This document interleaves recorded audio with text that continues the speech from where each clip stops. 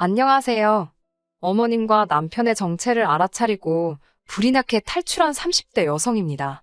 제 얼굴에 침뱉기 같아서 어디 가서 말도 못하고 여기에 이야기하러 왔어요. 3년 연애 끝에 결혼한 남편과 저는 같은 대학을 졸업한 동문입니다. 학교를 다니는 동안 특별히 친하게 지낸 건 아니지만요. 남편은 2학년을 마치고 바로 군대에 갔고 저도 저대로 휴학과 어학연수를 다녀오면서 서로 마주칠 일이 별로 없었거든요. 그나마 같은 전공에 같은 동아리 활동을 했다 보니 연락이 끊어지지는 않는 정도였네요. 졸업 후에는 종종 서로 안부를 묻고 지냈습니다. 하지만 아무래도 딱히 이야깃거리가 없다 보니 대화라고 부를 수준은 못 되었네요. 그러다 남편이 제가 다니는 회사 근처로 이직을 해오면서 갑자기 연락의 빈도수가 잦아졌습니다.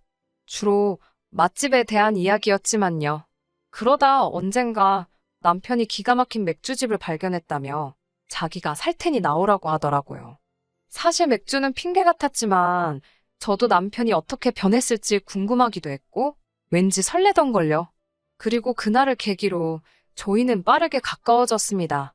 얼마 지나지 않아 결혼을 전제로 사귀는 사이가 되었고 1년의 교제 끝에 결혼까지 하게 되었으니까요.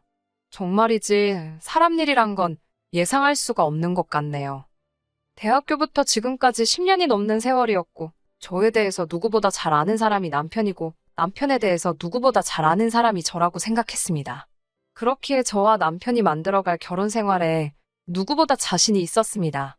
우리는 평생 행복하게 백년해로 할 수 있을 거라고요. 하지만 결혼 생활이라는 건 둘만 가지고는 되는 일이 아니더라고요. 돌이켜 생각해보면 그 시작은 어머님이셨습니다.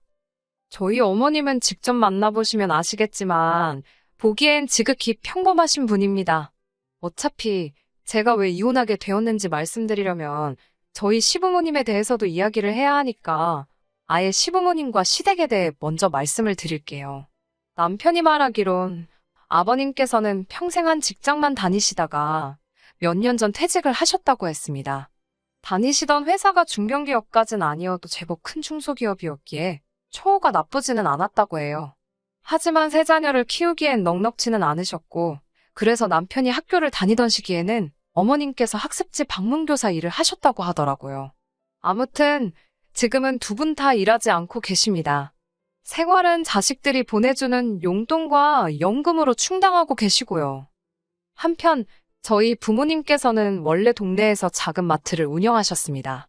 학생들을 상대로 하는 마트였기에 솔직히 큰 돈을 버신 건 아니었지만 저희 세 식구 먹고 사는데 부족함은 없었던 걸로 알아요. 그러다 제가 고등학교에 들어가던 시기에 사정이 달라졌습니다.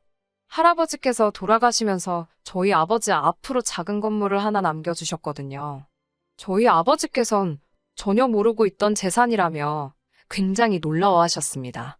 할아버지께선 살아생전에 구멍난 양말은 물론이고 비닐봉지 하나 허투루 버리지 않으셨을 만큼 아끼며 사셨기에 아버지는 물론이고 저나 어머니도 지금까지 정말 감사하게 생각하고 있습니다.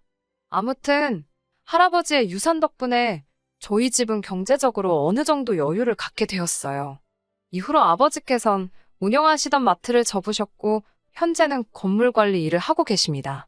건물에서 나오는 세가 많지는 않지만 그래도 어머니와 아버지 두 분이서 쓸 건 쓰고 아낄 건 아끼며 사시기에 충분하다고 들었어요. 솔직히 제 재산이 아니다 보니 크게 관심을 두지 않아서 구체적인 내용은 저도 잘 모르겠네요.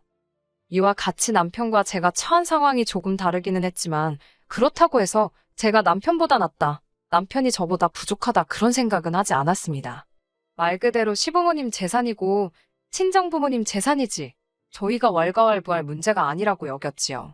그저 저희 앞가림이나 잘하고 살자는 생각뿐이었지요. 돌이켜보면 상견례 자리에서부터 어머님이 보여주신 행동들은 상식적으로 이해가 되지 않았습니다. 시부모님이 생각보다 일찍 도착하셔서 먼저 룸에 들어가 계셨고 저희 부모님도 늦지 않게 도착을 하셨는데요. 저희 어머니가 룸에 딱 들어서자 여자분들은 아실 거예요. 뭐라고 해야 하나 사람을 위아래로 훑어보는 그 눈빛 있잖아요. 본능적으로 그럴 수도 있지요. 물론. 그런데 그게 아니라 정말 저희 어머니가 뭘 입고 뭘 걸쳤는지 꼼꼼히 확인하듯이 바라보시더니 그 가방이 참 예쁘다며 얼마 주고 샀냐고 물어보시는 거예요. 정말 안녕하세요 다음에 나온 말이 가방 이야기였어요. 순간 저나 남편은 물론이고 어머님을 제외한 모두가 당황하고 말았지요. 저희 어머니께서 이걸 대답을 해야 하나 말아야 하나 싶으셨는지 이러지도 저러지도 못하고 어정쩡하게 웃고만 계셨기에 제가 너스레를 떨며 저희 아버지가 선물로 사주신 거라 어머니는 잘 모르실 거라고 대답했습니다. 어머님께서는 친정어머니의 가방에서 눈을 떼지 못하셨고 예단과 혼수 등의 이야기가 나왔을 땐 당신은 따로 바라는 건 없고 빼기는 하나 받았으면 좋겠다 하시더라고요. 속이 훤히 보이는 그 말씀에 황당하기도 하고 어이가 없기도 했지만 하지만 곧이어 집 이야기가 나오자 어머님께선 다 큰 자식들이 결혼하는데 부모가 해줄 게 뭐가 있겠냐입니다. 그러면서 당신은 3천만 원이 최대라고 하시더군요. 당시 남편이 모아둔 돈은 4천이었습니다. 아무리 제가 시댁 재산에 관심이 없다고 해도 그래도 3천만 원은 좀 야속하다 느껴졌어요. 저희 친정부모님께선 1억 정도를 생각하고 계셨고 저도 모아둔 돈이 6천이 있었으니 더 황당하게 느껴졌던 것도 같아요. 친정부모님께선 돈이란 게 원래 있다가도 없고 없다가도 있는 거니 크게 개의치 말라 하셨습니다. 그래도 사윗감 하나는 마음에 든다며 그대로 결혼을 진행하라고요. 몇몇 친한 친구들이 기우는 결혼은 하는 게 아니라면서 저를 말렸지만 사람 마음이 그렇게 쉽게 단념이 되나요? 저 역시 친정부모님과 마찬가지로 돈 때문에 좋은 사람을 놓칠 수는 없다고 생각했네요. 그렇게 저희는 양가 어른들의 축복을 받으며 부부의 연을 맺었습니다. 제가 전셋집을 구하고 남편이 결혼식과 신혼여행 그리고 혼수에 들어가는 비용을 부담했습니다. 혹시나 남편이 미안해할까봐 제가 나서서 괜찮다고 신경 쓰지 말라고 했어요. 하지만 어머님께서는 이런 저희의 사정을 모르시는 건지 상견례 때 이야기 한 백은 안 사줄 거냐고 물어보시더라고요. 친정어머니도 그게 마음에 걸리셨다며 기왕 약속한 거 기분 좋게 하나 사드리라고 하셨기에 저희 어머니 가방과 같은 브랜드의 제품으로 마련해드렸습니다. 그런데 어머님 반응은 제 예상과는 달리 시큰둥했어요. 마음에 안 드시냐 물으니 당신 가방이 저희 어머니 가방보다 작은데 더 싼 거 산 거 아니냐고 물으시더라고요. 저희 어머니는 오래전에 사신 거라서 어머님께 더 비싸고 최근에 나온 신상이라고 하니 그제서야 표정이 풀리며 고맙다 하시는데 어휴 뭐라고 할까 좀 황당하고 어이가 없었지요. 그래도 그때만 하더라도 단순히 어머님이 생각보다 유치하시네 라고 여겼지 설마 이보다 경우 없는 행동을 하실 거라곤 전혀 생각지 못했습니다. 한 번은 이런 일도 있었어요.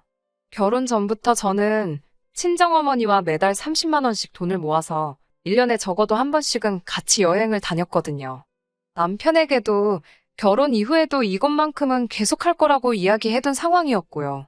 하지만 지난해에는 나라 상황도 그렇고 여러 가지로 여의치 않아 여행을 다녀오지 못했기에 올 연말에 가자는 이야기가 나왔습니다. 연말에는 여행 가는 사람이 많아 미리미리 준비를 해야겠다 생각하던 무렵에 어머님께서 연락을 해오셨습니다. 전화를 받았는데 어머님께선 한껏날이 선 목소리로 다짜고짜 저더러 잘못한 일이 있지 않냐고 하시더군요. 하지만 아무리 쥐어짜내도 도통 떠오르는 일이 없었기에 제가 괜한 너스레를 떨며 잘 모르겠다고 이야기해달라고 부탁을 드렸지요. 그러자 어머님께선 넌 돈 좀 번다고 네 엄마만 챙기냐입니다.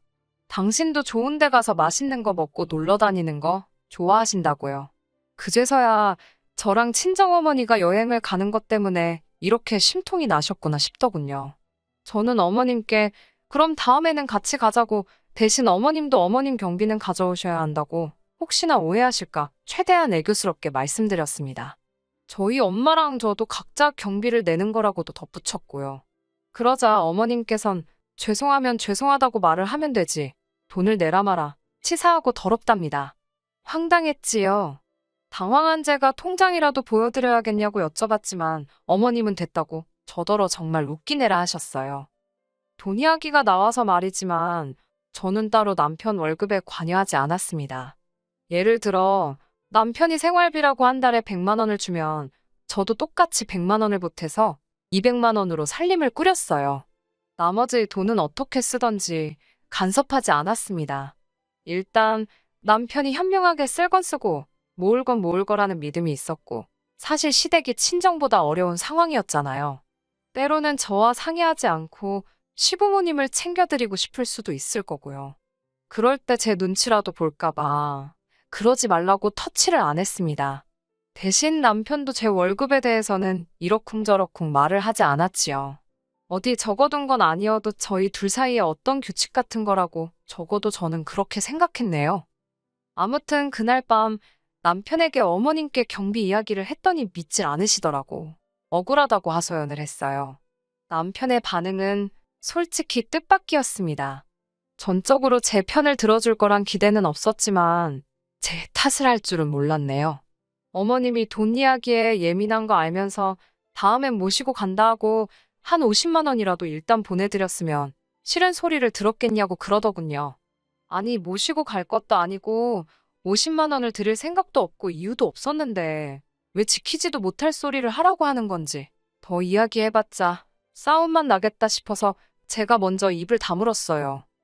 하지만 제가 결정적으로 남편과 이혼을 결심하게 된 건 어머님의 억지 때문이 아니라 남편이 반복적으로 보여준 실망적인 태도 때문이었습니다. 시부모님께서는 연락을 무척 중요하게 여기시는 분들이세요. 문자나 전화는 물론이고 한 달에 적어도 2번은 같이 식사를 했으면 하셨지요. 그나마 다행인 건 시댁과 친정도 그다지 멀지 않은 곳에 있었네요. 그래서 보통 시댁에 들렸다가 친정에도 들렸습니다. 시부모님과는 꼭 식사를 같이 했는데 가끔은 늦게까지 못 일어나게 하시는 날도 있어서 그럴 때면 친정 부모님과는 얼굴만 보고 오고 그랬어요. 사실 시댁부터 들리게 된 것도 어머님의 억지 때문입니다. 저는 솔직히 한 번은 시댁 먼저, 한 번은 친정 먼저 그렇게 하는 게 공평하다고 생각했어요. 하지만 어머님께서 항상 입버릇처럼 하시는 말씀이 전화 한 통을 하더라도 시댁에 먼저 하고 이후에 친정에 하는 게 순서랍니다. 말이 나와서 말이지만 어머님이 하시는 말 한마디 한마디에 의미를 부여하기 시작하면 정말 속상하고 서운한 일이 많을 것 같아 결혼 초부터 솔직히 어느 정도 걸러듣고는 있었습니다. 아무튼 그뿐만이 아니라 어머님께서는 저희가 친정 부모님과 만나면 어디에 가는지, 무엇을 먹는지, 몇 시간이나 같이 있었는지 그런 것들을 궁금해하셨습니다. 이 부분에 있어서는 어쩔 수 없이 나중엔 거짓말을 한 적도 있어요. 그도 그럴 것이 친정 부모님과 외식을 하게 되면 항상 딸과 사위 몸보신 시켜주신다며 몸에 좋고 비싼 곳으로 저희를 데려가 주셨거든요. 한 번은 남편이 랍스터를 한 번도 안 먹어봤다고 해서 거길 갔었는데 그걸 알게 되신 어머님께선 좋은 걸 니들만 먹고 다니냐며 하도 서운타 하셔가지고 저희도 친정 부모님이 사주셔서 먹은 거지 저희 돈으로 먹으라 했으면 아까워서 못 먹었을 텐데요. 아무튼 그래서 기껏 모시고 갔더니 맛대가리도 없다며 몇 입 드시곤 다 남기셨지요. 돈은 저희가 냈고요. 돈 이야기가 나오니까 할 이야기가 또 생각나네요. 친정부모님과 식사를 하러 가면 항상 계산을 친정부모님이 해주세요. 그래서 그날은 제가 돈을 내려고 계산할 기회만 노리고 있었지요. 친정아버지께서 화장실에 가신다고 잠시 자리를 비우셨고 그 틈에 제가 20만 원 남짓을 긁었습니다. 그러자 친정아버지께서 니들이 왜 그걸 내냐며 화를 내시더니 제 손에 기어이 50만 원을 쥐어주셨지요. 뿐만 아니라 결혼식 이후 저희는 매달 생활비의 일부로 친정엔 20만 원, 시댁엔 30만 원씩 용돈을 드리고 있었어요. 하지만 저희 결혼기념일이 돌아왔을 때 친정 부모님께선 300만 원으로 그 돈을 되돌려 주셨습니다. 어디 가서 둘이 오붓한 시간이라도 보내고 오라면서요. 하지만 그 무렵 시부모님께서는 물가가 얼마나 올랐는데 아직도 30만 원이냐며 더 올려달라고 요구를 해오셨지요. 양쪽 집안 어른들을 비교하면 안 되는 거지만 저도 사람이다 보니 어쩔 수 없이 더 잘해주시는 쪽으로 마음이 기울더라고요. 그렇다고 제가 시댁을 무시하거나 업신여기지는 않았어요. 오히려 서운타 하실까봐 40만 원으로 용돈도 올려드렸고 해주시는 거 없어도 제철 과일, 좋은 음식 같은 건 때때로 댁으로 보내드렸습니다. 하지만 지난달 일이 터졌습니다. 저는 지금도 왜 일이 갑자기 그렇게 된 건지 이해는 되지 않지만 그날은 저희 친정어머니께서 저희 집을 소불고기에 간장게장에 김치에 바리바리 싸우셨더라고요. 그래서 제가 너무 감사해서 20만 원 챙겨드렸습니다. 솔직히 20만 원으로 재료비나 될까요? 마음 써주시고 고생하신 거에 비하면 아무것도 아니라고 생각했습니다. 그런데 민망하게 남편이 감사하단 소리도 안 하고 멀뚱멀뚱 서 있길래 제가 눈치를 좀 줬습니다. 그러자 로봇 마냥 뻣뻣하게 감사하다고 인사를 하더라고요. 평소라면 넉살 좋고 살갑게 구는 인간이 왜 이러나 싶어서 황당하기도 하고 어이없기도 하고, 저희 어머니도 말씀으로는 볼 일이 있어서 가보신다 하며 서둘러 나가셨지만 제가 느끼기엔 사위 반응이 썰렁하니 민망해서 나가신 것 같았거든요. 기분이 너무 안 좋았어요. 친정어머니가 나가시고 제가 남편한테 뭐가 문제냐고 물었습니다. 그러자 왜 장모님은 자기한테 연락도 없이 집을 오시냐는 거예요. 그러면서 저더러 어머님이 저한테 연락 없이 집에 오시면 좋겠냐고요. 솔직히 제 입장에서 친정어머니가 오시는 거랑 어머님이 오시는 건 완전히 다른 이야기잖아요. 친정어머니는 뭐 하나라도 더 주러 오시지. 제가 살림을 잘하고 있는지 어쩐지 흠을 잡으러 오시는 것도 아니고. 하지만 어머님께선 오시면 이것저것 다 열어보시고 훈수를 두신단 말입니다. 그리고 어떤 장모가 사위한테 연락을 하고 집에를 오나요? 보통은 날이랑 이야기하지. 제가 어이가 없어서 도대체 왜 시비를 거냐고 하니까 자기가 지켜봤더니 제가 친정에만 잘하는 게 눈에 보인답니다. 저더러 한 번이라도 자기 부모님 손에 따로 용돈 쥐어드려 본 적 있냐면서 아까 자기가 장모님 돈 드리는 거 봤다고. 돈 벌어서 다 친정에 퍼주는 거냐입니다. 친정에 해주는 거 좋다. 그러면 시댁도 해줘야 하는 거 아니냐고요. 저도 너무 억울해서 지금 냉장고에 들어있는 반찬들을 보고도 그런 소리가 나오냐 물었습니다. 어머님께서 나한테 머리끈 하나 사주신 적 있냐고. 그래놓고 무슨 용돈이냐고. 나도 사람이라서 그런 어머님 아버님께 서운한 적 있고 섭섭했지만 그래도 무시한 적은 없다. 그렇게 속상하면 너도 네 돈으로 챙겨드리라고. 왜 갑자기 난리냐고 따졌어요. 그러자 남편이 저더러 며느리로서 시부모님 용돈 좀 챙겨드릴 수 있는 거지. 제가 주면 어디 덧나냐입니다. 그 소리를 들으니 정말 머리가 뚜껑이 있다면 열리는 게 이런 거구나 싶더라고요. 너는 그렇게 맨날 얻어먹기만 하면서 우리 부모님한테 돈 10만 원 드려본 적 있냐고 따져 물으니 자기가 안 드려도 장인 장모님은 돈이 많지 않냐입니다. 원래 있는 사람이 좀 베풀고 사는 거라며 가족끼리 그런 걸 왜 계산적으로 따지냐고요. 눈치채셨겠지만 남편 말은 앞뒤가 전혀 맞지 않았습니다. 그 자리에서 그런 남편의 헛소리를 듣고 상대해야 하는 제 심정은 어땠겠어요? 결국 저도 해서는 안 될 말을 하고 말았습니다. 해온 것도 없으면서 바라는 게 왜 이렇게 많냐고, 왜 시비를 걸고 그러냐고요. 그러자 남편이 저더러 그것 보랍니다. 속으로 자기를 무시하고 있었던 게 맞대요. 자기를 무시하고 시부모님을 무시하니까 저딴 소리를 하는 거라나. 그러면서 먼저 이혼하자 그러대요. 귀책 사유가 저한테 있답니다.